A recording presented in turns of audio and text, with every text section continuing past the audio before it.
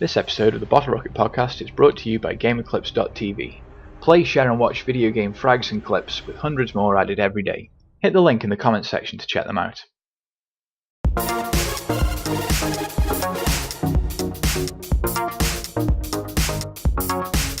Hit it!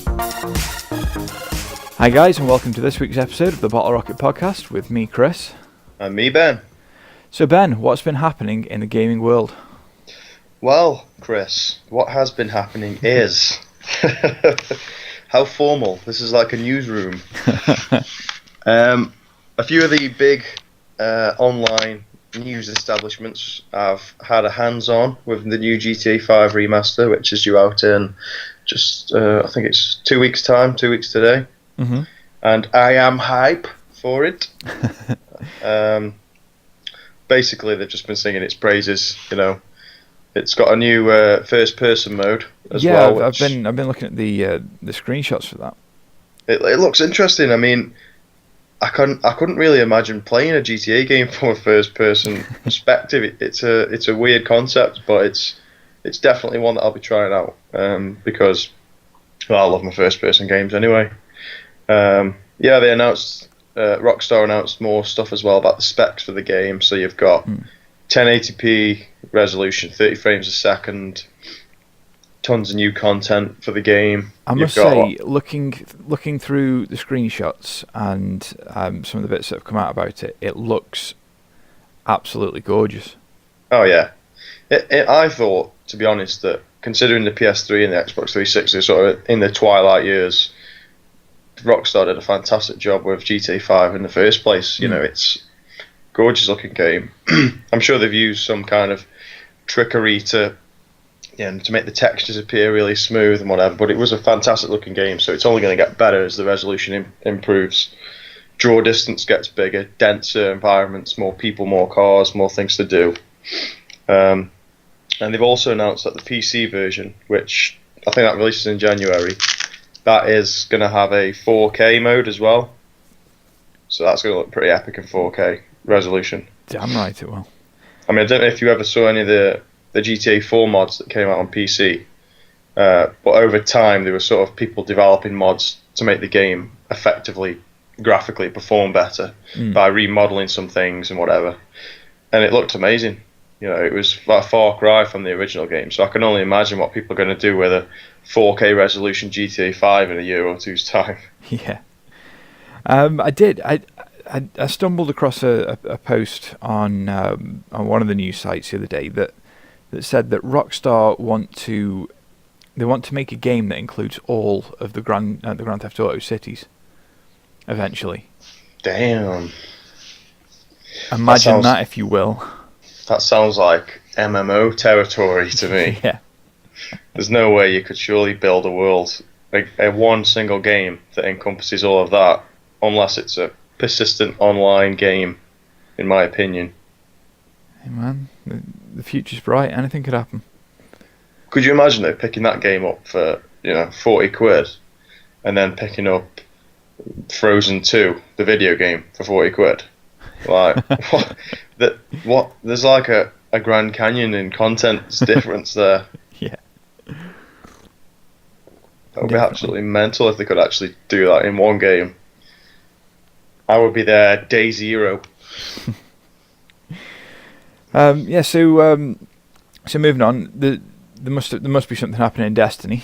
There's always a headline that's making these days.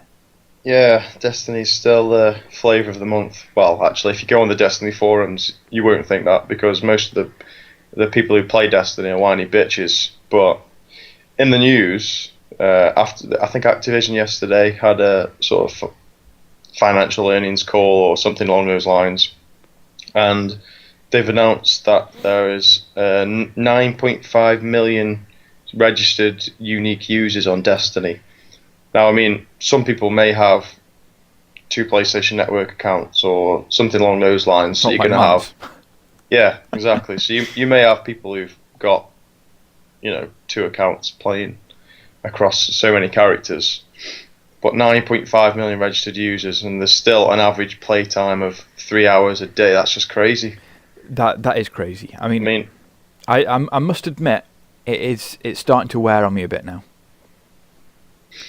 Yeah, I noticed you hadn't been online for a week. Yeah, yeah. It's starting to feel a bit samey, a bit repetitive. I'm just looking forward to December when we get a bit more story content.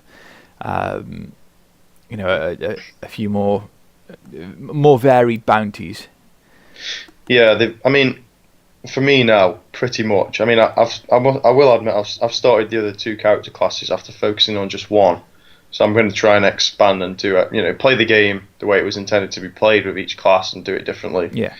But I do find myself now with my main character just going on to do the weeklies and dailies. To farm the materials that you need to then progress. Or find a specific loot drop that you need to then level up to 30 or whatever. Yeah. So yeah, I can see what you mean. It is getting slightly tiresome just doing the same sort of things over and over again. And for a story hoarder like me, Yeah, man. I mean, I love Destiny to bits. I'd happily play it every day for 3 hours anyway. But I think the biggest disappointment, especially with replaying the story again with the other characters, the story mode is just horrific. It's when we knew about the game coming out and we were, seeing the early trailers and listening to what the guys were saying from Bungie, it was just, it's massive. It seems like a massive departure from what the original product was, and you've just got this sort of bit piece story put together. I mean, what they did say was that it's going to have a story arc comparable in size to the Lord of the Rings trilogy. Yeah, that's bullshit. And if that's the case, then you've got a lot of foundations that you need to set in terms of storytelling before you can try and make something that big. You can't just open up different avenues of story and expect to be able to keep adding on them and make them sort of, I don't know, accessible to everyone. You've got to do the groundwork and lay the foundations and actually tell story. Well, I mean, as far as I remember from, my learnings of English when I was a child, stories have a beginning, a middle, and an end. And, I mean, Destiny's beginning is barely anything to speak of. You just wake up from a coma, basically. I mean, what the fuck's that about? And then the rest of it's just middle. And even that doesn't make sense. It's like reading a book, but instead of... You go from you read the first chapter, and then you just choose a chapter.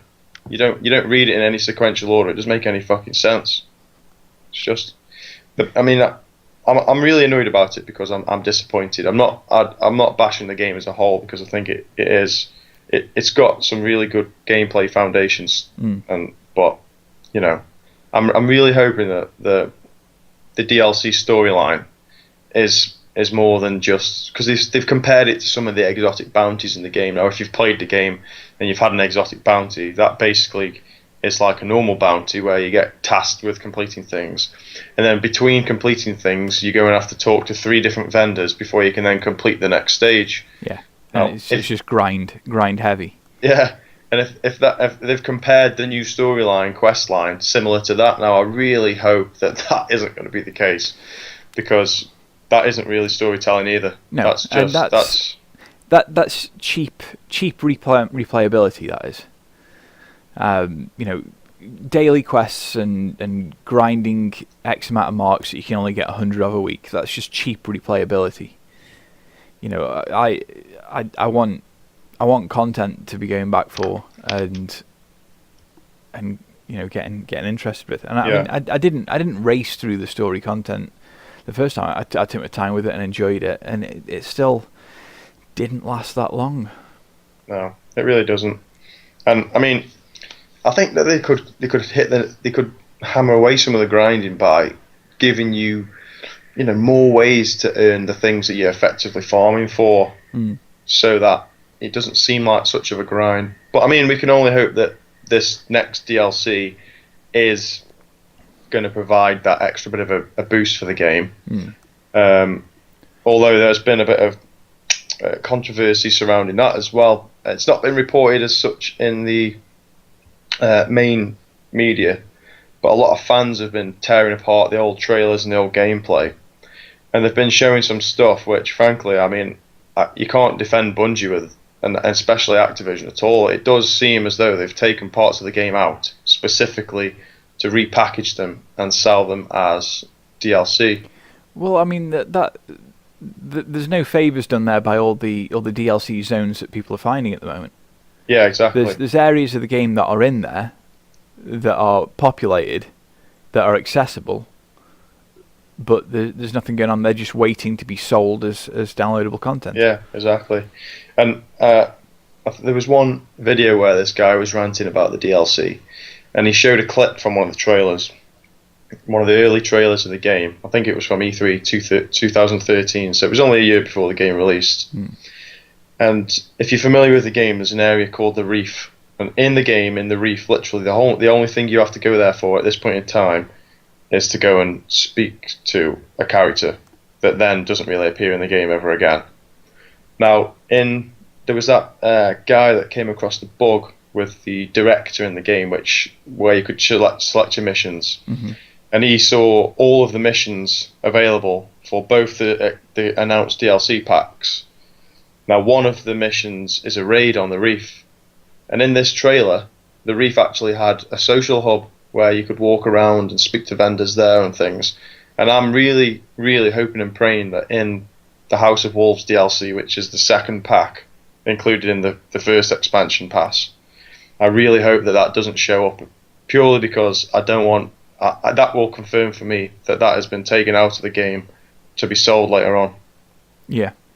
Because, I mean, what you've got to also put into the mix is that you're not only paying your 50 quid for the game originally, you're talking 20 quid a go for each expansion unless you buy them as the bundle at $34.99. Yeah, I mean, I know £5 a saving, but even still, £5 isn't a massive saving on, so you're talking in the grand scheme of things. £85 for the first bit of game. It's a lot of money. Yeah, no, it really is a lot of money, and I mean, part of the things that come out of this Activision earning call, which could be a good thing, is they've said that they will work on more DLC for Destiny in the future. Now that could be a good thing because, after the House of Wolves, theoretically speaking, that should genuinely be fresh content for the game, and not something that's been perhaps taken out and left for later on. So that's not necessarily a bad thing. But then as well, on the other side of the coin, you've got people who are going to be paying for the DLC, and then you've got the regular Destiny players who are just going to benefit from a world update, which will include some of the stuff that comes with the DLC. So that's again, I mean, you say you're paying £20, your purchase is being devalued even more so, because other players who aren't paying for the DLC are benefiting from some features that theoretically should just be available to yourselves. And then how long will it be until all that DLC pack is included in the free? Yeah, exactly. It'll only be a matter of time before that extra content is completely available to free players. So it's even more of a sort of kick in the teeth. Yeah, I think as well. There's another little bit of uproar between it is that with the DLC, I mean, we can assume with the next DLC as well, probably, PlayStation users again are getting an extra strike. I mean, this is all part of the deal struck up between Sony and Activision. I'm sure it cost multi-million dollars for Sony to secure this. But it's like, the way it looks is that when we PlayStation owners buy the DLC and then Xbox owners buy the DLC, we are getting an extra strike and, an extra something else, couple of extra exotic weapons or something. But what they should do is they should just update the PlayStation 4 version with that stuff before the DLC comes out or part way through or something, so it doesn't seem as though if you're on PS4 you're getting, £5 more worth of content just for being on PlayStation. But yeah, that's neither here nor there. They also announced the Destiny 2 is in development, so hopefully. Yeah. So what is that going to be another £50 game?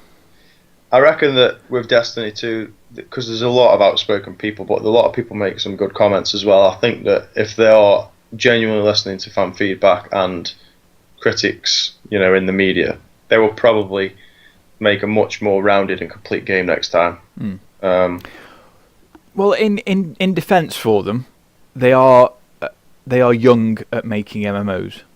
Yeah, they are, and they're very young. I mean, by comparison, I think that the game that I've found with the best sort of pricing scheme is Guild Wars 2, where you pay your one-off fee for the game.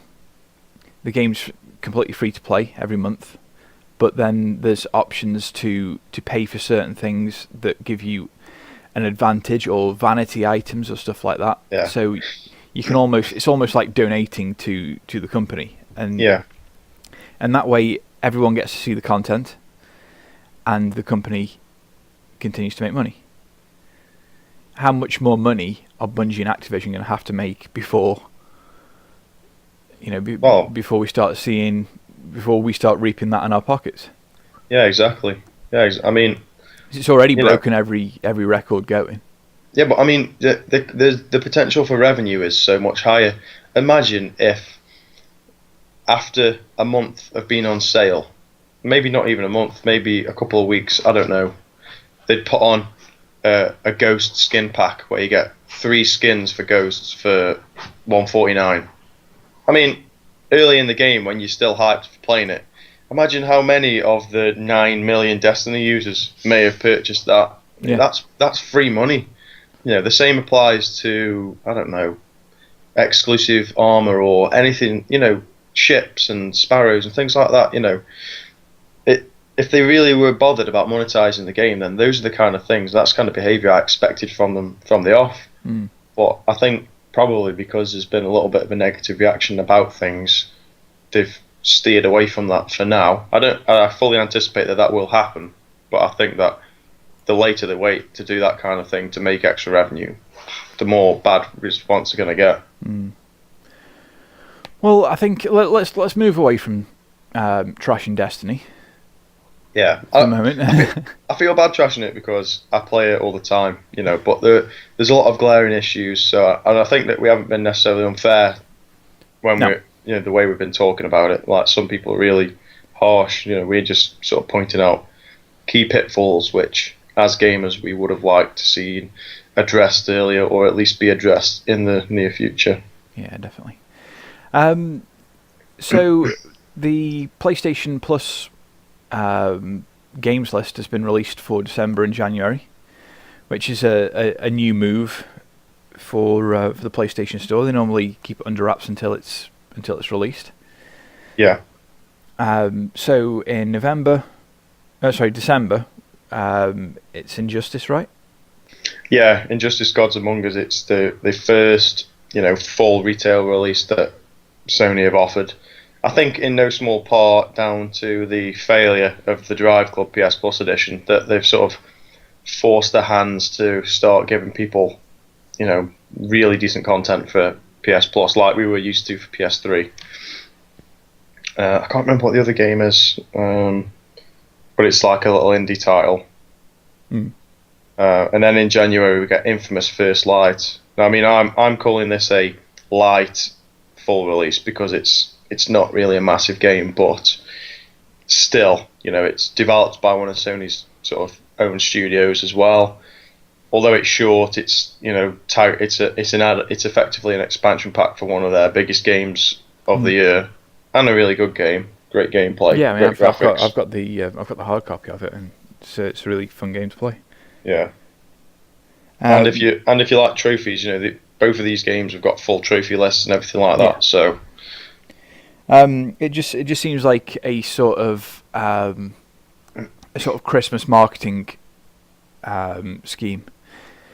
Oh, definitely, it's going to be a ploy to draw people in. Here's what you can have for free when you buy your PlayStation for Christmas this year.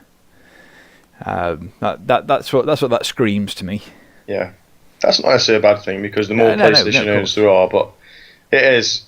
I mean, I think it's both the failure to release Drive Club, which, I mean, if I'm honest with you, after reading reviews, I don't really care about anyway now, and the sort of lack of Yeah, I mean, meaningful PS Plus content. Pre-release of the console, that was one of the titles I was really looking forward to getting to exploring and having a look at. But yeah, same here, man. Like you say, man, I'm just not. I'm not bothered about it anymore. It's been that long. That long in the wait. It's just. Oh yeah. We've waited for, 12 months to get hold of the game. Whether you're buying that full release or whether you were waiting for the PS Plus edition to test it out. And then when it comes out, bearing in mind this is a first party Sony game, it's had one of the most horrendous launches in recent times. People who were paying £50 odd for the game couldn't even access the online features because the servers were that bad. It gives me no desire to play the game when it eventually does come out, knowing that we could be running into some similar issues. Yeah, definitely. Firmware 2.0 came out on PS4. Yeah, we did a little feature, didn't we, on that the other week? Yeah, we spoke about it now. It's out now, and it's pretty good. It's added some like the themes. I mean, we haven't had many themes. We've got one theme, I think, at the minute, but obviously we've seen a couple in videos that Sony have done, so we definitely know more are coming. It's nice to just be able to add some separate bit of colour other than the sort of the standard blue. There's a few themes up on the PlayStation Store as well. There's the themes up now. I'll have to check that out later. Yeah, there's a rectangle, a spiral, and a sort of paper cutout theme. Are they free? Yeah, free.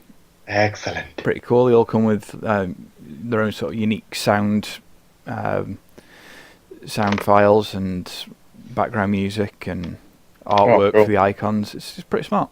I'll definitely get in those then. And I really love the themes on PS3. Yeah, you'll probably see a whole swathe of specific game ones coming out, possibly some user created ones. Yeah, well, I think that was what sort of set it off with the PS3 themes, is when they released the software tools to actually create your own themes and backgrounds and stuff. So there was always a lot of, you could just download for free from the internet and then apply via USB stick. And then obviously the Sony, Sony endorsed ones that other companies were creating. But yeah, and then you've got the share play as well, which we weren't sure was going to be in this update, but it actually is. Yeah, we'll have to get on and test that out actually. Yeah, I've read good things about it. It's effectively what it does is it emulates the remote play function that the Vita's got, and it puts that on the PS4. So what you do is you sort of join a party with one of your friends. So you'll be chatting away, and as long as the feature is activated, because I think the person who starts the party has the power to turn it on or turn it off. Mm-hmm. As long as it's activated, your friend or friends, presumably, who join the party, can just watch you. It starts out sort of watching you on a live stream, and then I think you can request to join the game, or request to take over, or your friend can ask you to take over. And yeah, I've read some good things about it so far.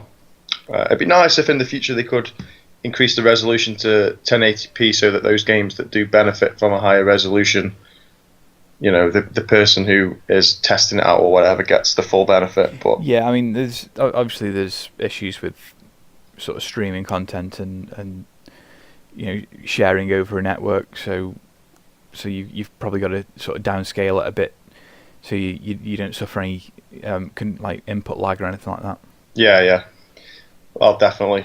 Especially, I mean, if you look at with the way it works with the Vita, there's not really going to be much input lag in terms of, the Vita is the control. Whereas when you factor in, your PlayStation will be receiving the data, and then there's still another wireless connection between the controller and console. So, it all adds up. Yeah.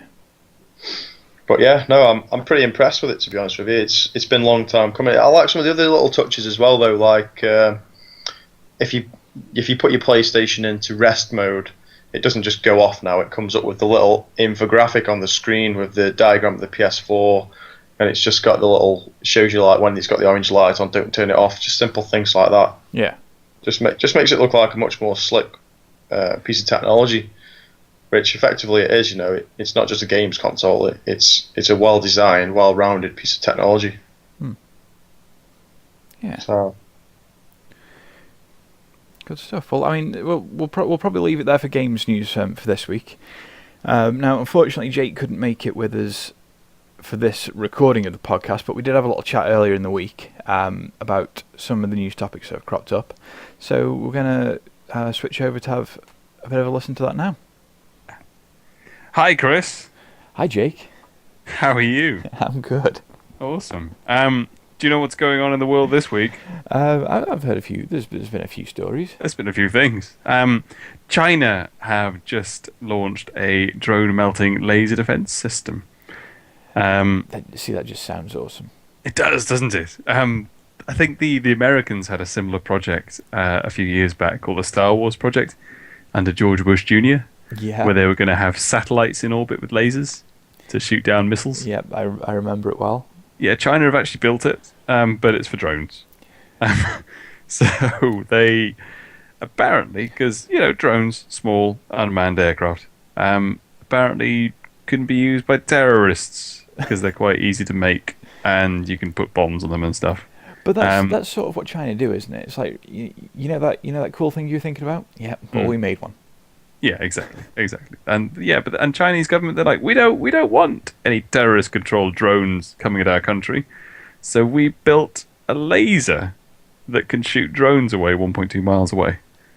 That's just awesome. It is awesome, and it actually works. Because apparently before that, people used to rely on snipers, which I really quite like. As an old, that was kind of your job, to shoot down aircraft with a sniper rifle. But now they've actually just built a big laser for it.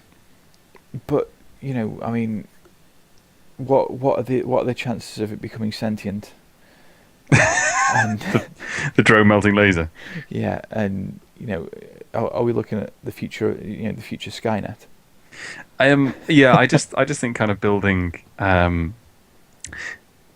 anything with the word laser in it, even if you add the word defense, it's never a good idea.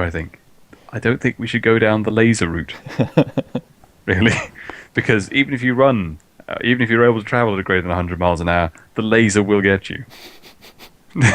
So this is probably not a good thing, really. But I just do like that it actually exists. According to this little article I'm reading here, it has taken down 30 small drones with a 100% success rate. So that's the thing recently. I mean, I feel like 2014 has just been a series of sort of headlines saying, we're in the future now. Yes, I completely agree.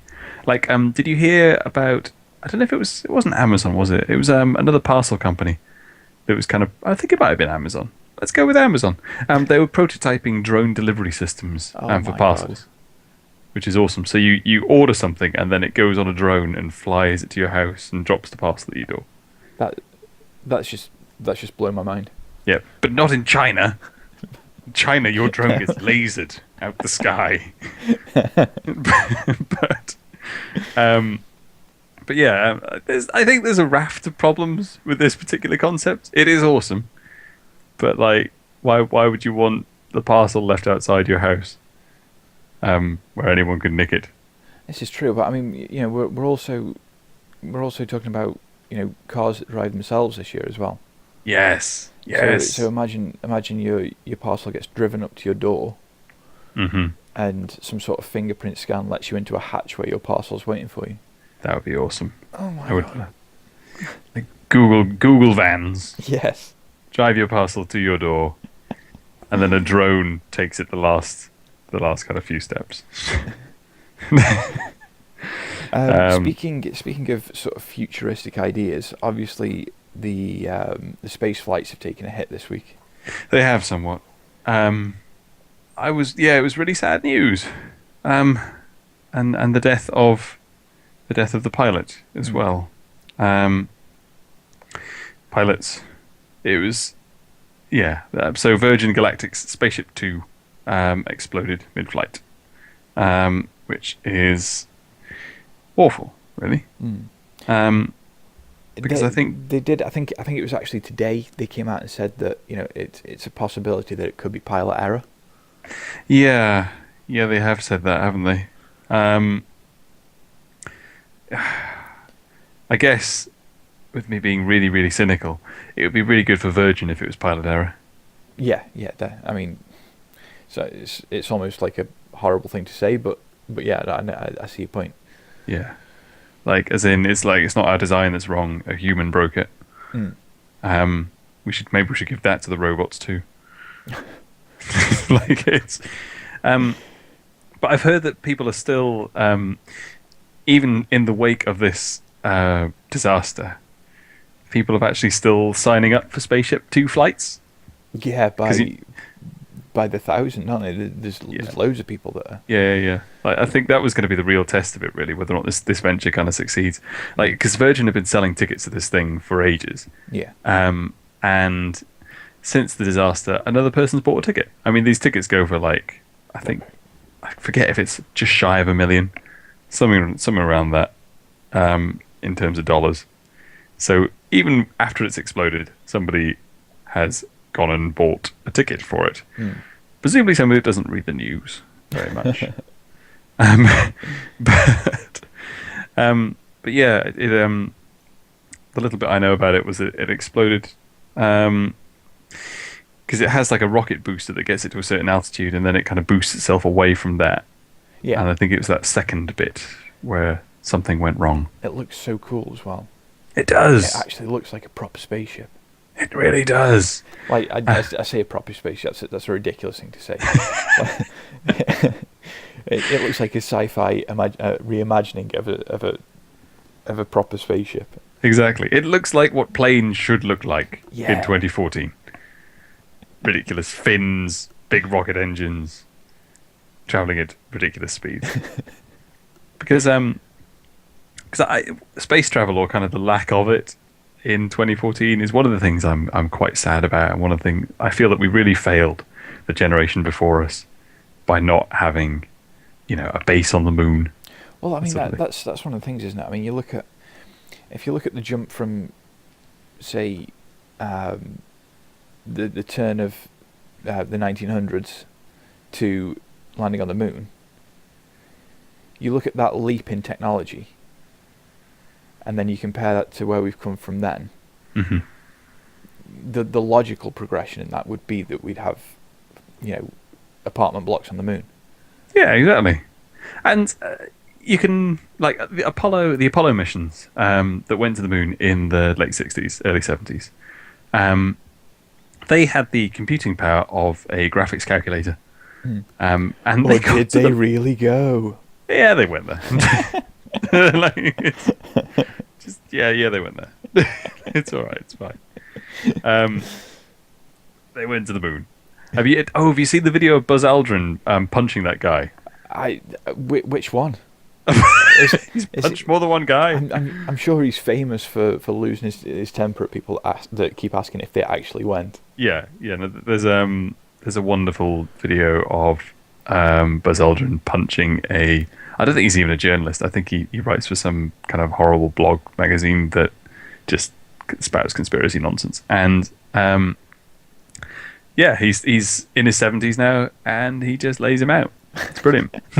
So, just like, I went to the moon. I will keep punching people until you believe me. So, which is fair. I personally wouldn't like to cross Buzz Aldrin. Definitely. But yeah, because like if you read any sci-fi books that were written in kind of the 70s or 80s, like the kind of classic ones, like 2001 and things like that, it's really sad that, or the Forever War. It's really sad because they kind of talk about they're always like set in like 2010. Yeah. And they say like, oh yes, and of course when we built the moon base in 1994, and it's like, oh, we didn't. I'm so sorry. We could have done. Yeah, It's we a didn't very quite do logical thing to have gone from flights to the moon in the 60s, 70s to perhaps building on the moon in the 70s, 80s to having the moon base by the 80s, 90s. But we didn't. We just stopped. I'm that. sorry. That was a sort of there was a whole sort of generation of films that grew up in that sort of thing as well, isn't there? It was all like, James Bond went crazy, and you had Moonraker and stuff like that, and there was just loads of films that were like the year 2000, flying cars and Exactly. and stuff like that. So potentially the only chance that like you or I may get into space in our lifetime, because is probably on commercial ventures. So I'm still quite excited about the whole Virgin space flight thing, and that they want to keep on doing that. The Virgin Galactic arm. Yeah. I think going back to the movie thing, I think we're only 1 year away from the year that Marty McFly went to the future, aren't we? Oh yeah, exactly. And I heard Nike are releasing the shoes. Yes. Have you seen this? Like the actual light up shoes.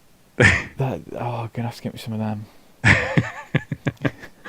I'd imagine they are expensive, and you probably can't wear them when it's wet. but yes, Just give me the hoverboard, man. That's all I want. Yes, where's my hoverboard? Or the jacket that shrinks to fit when you pull the things. Yeah, I think, and also I think we need to do more to encourage eccentric billionaires. Definitely. Like Richard Branson is, I mean, he's probably got far too much money and not enough sense, but he does ridiculous things with his money, and I kind of respect that. See, I don't know why he hasn't got an arc reactor in his chest and a mechanical metal suit that he jumps into and fights crime in. I hope so. He did. It was a balloon. So, like he flew around the world so many times in that balloon. God bless him. Never quite made it. Yeah, all these crazy millionaires, and none of them dress up as a bat and fight crime at night. Exactly. It's wasted. But at least Richard Branson builds spaceships. Yes. Sometimes they go wrong. That's all right. That's what happens when you build spaceships. NASA have blown up a bit. As Russia proved as well. Yes. Yeah, no, NASA have blown up a fair few. Russia have blown up a fair few. Like, have you heard of the Mars One mission? Have you come across that? There's robots on Mars, right? There is robots on Mars. Now, but just think about that for one moment. There is robots on Mars. There's several robots on Mars. Now, if there is no other life on Mars, as we presume, then that means Mars is 100% inhabited by robots. Yes. And as we mentioned earlier, this is a bad thing. So, we put a robot the size of like a Mini Cooper on Mars. It's ridiculous. The Indian Space Agency have put something into Mars orbit for something like a 70th of the cost of what it's costing us to build a railway between London and Manchester. Like, it's incredible, isn't it? It's dreadful. But the Mars One mission is another commercial venture where they're trying to get volunteers to go to Mars and set up a permanent colony. So a one-way ticket to Mars. Where do I sign up? Yeah, exactly. They've already got lots of volunteers. Go on their website. We can link it in the doobly-doo. And they've got a timeline of how they're going to achieve this ridiculous aim. But they want boots on Mars by like the early 2020s. God, that's so cool. And the aim is you don't go back, basically. Why would you want to? You've got a whole planet to explore. Yeah. It makes sense in a weird way. Like and they've really detailed out how they're gonna train and select people. So what they're gonna do is they're gonna send a rover up, which we know we can do. Then they're gonna send some pods up for people to live in, and the rover's gonna set up the pods. Meanwhile, on Earth, people are being trained by being made to live in the pods in the middle of a desert. and not being allowed to go outside of the pods. And then in sort of the 2020s, they'll get the cash together to fire a few people up there in a rocket to go and live in the pods. Oh god, that is so cool. Yeah. To start a colony of Martians. And they're looking for people that can... And then what you'll find is it's a massive ploy, and Channel 5 are just launching the most extreme Big Brother event. Yeah. Channel 4 did one of those about 10 years ago. They did, didn't they? Space Cadets. Yeah. It was. They tricked a bunch of people to think they were actually going into space. It was possibly one of the best things I've ever seen on television. Like, I don't watch reality TV that much, but I watched every episode of that one because it was just wonderful. It was funny. I don't know how those people were able to sit there and think. I don't know why they weren't thinking. Hang on, why am I being chosen for this? Well, their selection process was genius because they chose people based on how gullible they thought they were. Yeah. And the Russian training camp, where they whittled like the 20 idiots down to the 3 super idiots that they actually put in the flight simulator. The Russian training camp was, I think, in Surrey, if I remember rightly. They got a plane and just flew round and round for a bit and landed. They then used the selection process there, like lots of ridiculous tests to work out who was the thickest and most gullible out of all of them, and then sent those people in the flight simulator. The thing is, though, I think they're the sort of people that do need to be sent into space and just jettisoned. That's mean. What happened to sending our brightest and best? No. For no other purpose than to just jettison them. Okay, just It's like, get off my planet. Get off. Have you considered Mars? It's lovely this time of year. Yeah. You don't need to fake tan. No, not at all. I think, that program was probably mean, but there was a really positive outcome from it. I think it was Dermot O'Leary that presented it. I might be getting that wrong. Anyway, the presenter at the end of it, after they kind of got them into the studio... He is a sort of Channel 4 poster boy. He is, isn't he? So, I think, and he said to them, by way of trying to reconcile everything, it was like, they had an experience where they were in a flight simulator, but truly believing they were going to space, and they saw the curvature of the Earth as if from space, on a computer monitor, in a flight simulator, but believing that they were seeing the curvature of the Earth in space for the very first time. An experience that only a tiny fraction of the human race has experienced. That is a fair point. Yeah, so that they got to have that experience. They got to know what that would feel like in an incredibly expensive, incredibly drawn-out simulation. And they were like, yeah, that's fair. So, speaking of Dermot O'Leary in space, he did that. Was it Channel 4 again that did that? It was like for a week, I think it was running, where they sort of kept a daily feed going with the guys on the ISS. Oh yeah, they did, didn't they? And that was a really good program. Yeah, exactly. Because they had these sort of daily chats with the guys on the space station, and then they had these sort of filler bits of space type documentary and sort of infomercials and stuff like that. And it was a really, really cool program. Yeah, I think NASA are doing quite a lot of good stuff to kind of advertise what they do. What was that astronaut? The guy that's got like a load of YouTube videos that are amazing. It'll come to me. Felix, the space jump guy. The guy who sang Ground Control to Major Tom. Sorry, I'm with you. I know the guy. Yeah. No, not Felix Baumgartner, space. Space jumper. Space-based jumper. But yeah, that sounds like a 90s dance song. Space-based jumper. The jumper part. No, I mean those videos just kind of really raised the profile if it needed to be raised any further of astronauts. There's a wonderful one where he's just showing you how to brush his teeth in space. And he just gets out a toothbrush and goes, just an ordinary toothbrush, nothing special about that, and lets go of it, and it just floats. it's like, yeah, but it floats because there's no gravity. No, it's. I think it's great that we are still sending astronauts into orbit. I think it's a shame that we're not stretching further afield, but it does make me happy that people are still reaching for the stars a bit. Sadly, that's all we've got time for this week. I've been Chris. I've been Ben. Catch you next time. See you later, guys.